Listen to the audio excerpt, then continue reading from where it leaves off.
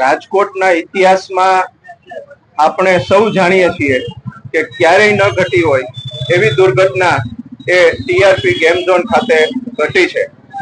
આ દુર્ઘટનાના અનુસંધાનમાં વિવિધ કાયદાકીય મુદ્દાઓ હોય, વિવિધ કાયદાકીય અનુસંધાન હોય એ આપણે સૌ સમજી શકીએ. અને કાયદા ક્ષેત્રે કામ કરતા એડવોકેટ તરીકે મને વ્યક્તિગત રીતે એવું લાગ્યું કે કન્ઝ્યુમર પ્રોટેક્શન એક્ટના જે પ્રોવિઝન્સ છે એ પ્રોવિઝન્સ પ્રમાણે ટીઆરપી ગેમ ઝોન એ એક પ્રોડક્ટ તરીકે આપણે જોવી જોઈએ. અને રેસવે એન્ટરપ્રાઇઝ જે ભાગીદારી પેઢી છે એની જવાબદારી એટલે એની પ્રોડક્ટ બને છે. કાયદાકીય પ્રોવિઝન એ પ્રકારના છે કે જ્યારે કોઈ પણ ઉત્પાદક પોતાની પ્રોડક્ટ માર્કેટમાં લોન્ચ કરે છે, માર્કેટમાં રજૂ કરે છે, માર્કેટમાં ઓફર કરે છે, ત્યારે એ પ્રોડક્ટ સંદર્ભની તમામ લાયબિલિટીઝ એ જે તે મેન્યુફેક્ચરરની હોય.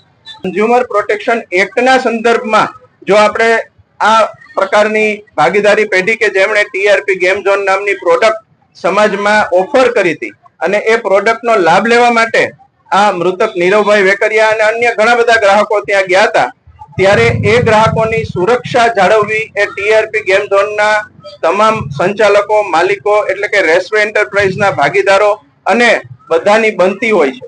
અને જ્યારે બધાની આ પ્રકારની જવાબદારી બનતી હોય અને એ જવાબદારીથી ભાગવાની કોશિશ કરતા હોય ત્યારે કાયદાનો આશરો લઈ અને કાયદાના માધ્યમથી કાયદાકીય પ્રક્રિયા અનુસરીને જો મૃતકના પરિવારને કોઈ ન્યાયિક કાર્યવાહી થઈ શકતી હોય, એના માટે વળતર મેળવી શકાતું હોય તો એ વળતર મેળવવું જોઈએ. સેક્શન 39 પ્રમાણે, કન્ઝ્યુમર પ્રોટેક્શન એક્ટના સેક્શન 39 પ્રમાણે કન્ઝ્યુમર કમિશનને વળતર અને પ્યુનિટિવ ડેમેજીસ એટલે કે કોમ્પન્સેશન અને પ્યુનિટિવ ડેમેજીસ આ મંજૂર કરવાની સત્તા છે. કાયદાકીય જોગવાઈની હિસાબે અમે આ દાખલ કર્યો છે. કેટલો દાવો છે તમને? દાવો તો અમે સાહેબ 20 લાખનો કર્યો છે, પણ 20 કરોડ રૂપિયા આપે તો અમારું બાળક તો જતું રહ્યું. હવે શું કરવાનું પૈસા ને અમારે?